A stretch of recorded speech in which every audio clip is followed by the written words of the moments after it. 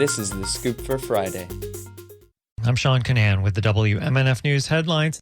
The chair of Florida's Republican Party is the subject of a rape investigation, but no charges have been filed, and his lawyer says he will be exonerated. Still, the investigation into Christian Ziegler comes at a critical time for the Republican Party of Florida before next year's elections.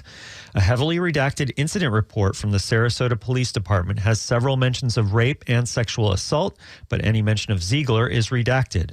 The Florida Center for Government Accountability was first to publicly report about the investigation into Ziegler, who is married to Moms for Liberty co-founder Bridget Ziegler. Their reporting says the Zieglers were involved in a three-person sexual relationship with the woman who accused Christian Ziegler of rape. In a statement, State Democratic Party Chair Nikki Fried says Ziegler can't possibly continue to lead the Florida GOP under these conditions. The Florida Supreme Court made a major decision yesterday about secrecy in police departments. The court said that a 2018 constitutional amendment designed to bolster victims' rights does not explicitly shield the identities of police officers or any other people from disclosure.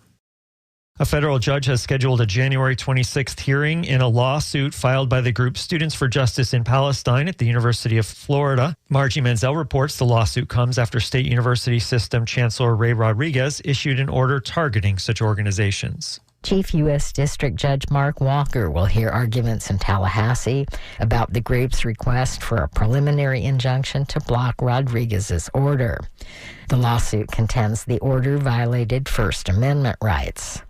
Rodriguez on October 24th issued a memo to university presidents ordering the deactivation of student groups that are chapters of the National Students for Justice in Palestine.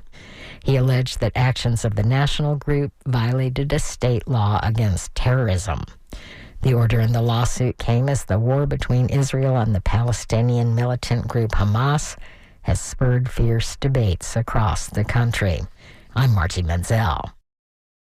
St. Petersburg City Council was lined up to approve another $1.5 million for lawyers and consultants for a new stadium for the Tampa Bay Rays and for the nearby redevelopment. But the Tampa Bay Times reports that the council deferred a decision on most of that money so it could get more information about $1.2 million planned for the consultant on the deal, Inner Circle Sports. Council members had questions about the creation of a group that would oversee control and operations of the new stadium, including its design and construction. Nurses held signs and chanted outside of the division office of HCA in Tampa yesterday. It was part of a national rally hosted by the National Nurses Organizing Committee and National Nurses United.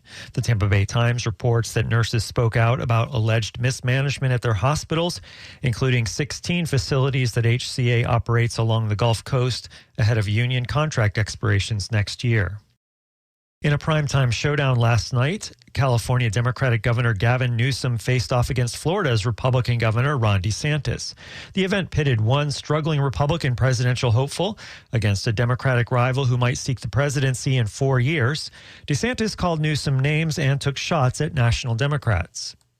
He's joined at the hip with Biden and Harris. He thinks Biden and Harris have done a great job. He thinks the economy is working because of their policies. He's just throwing stuff out to see what sticks against the wall. This is a slick, slippery politician whose state is failing. People are leaving his state, and he's trying to run interference for his failure. When DeSantis said that people are leaving California, Newsom's response was rated mostly accurate by PolitiFact. According to U.S. Census data per capita, more Floridians have moved to California than the other way around.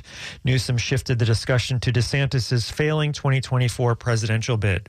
You're trolling folks and trying to find migrants to play political games to try to get some news and attention so you can out-Trump Trump. And by the way, how's that going for you, Ron? You're down 41 points in your own home state. There's one thing, in closing, that we have in common is neither of us will be the nominee for our party in 2024. The governors were eager to represent their parties on the national stage as they battled over the economy, pandemic restrictions, and President Biden's leadership, and they traded personal insults. Today, it'll be partly cloudy and hot. Highs will be in the low 80s. Tonight, mostly cloudy. Overnight lows in the high 60s. And tomorrow, mostly cloudy and hot with highs in the mid 80s. I'm Sean Canan with the WMNF News headlines. This is The Scoop, recorded at WMNF Tampa.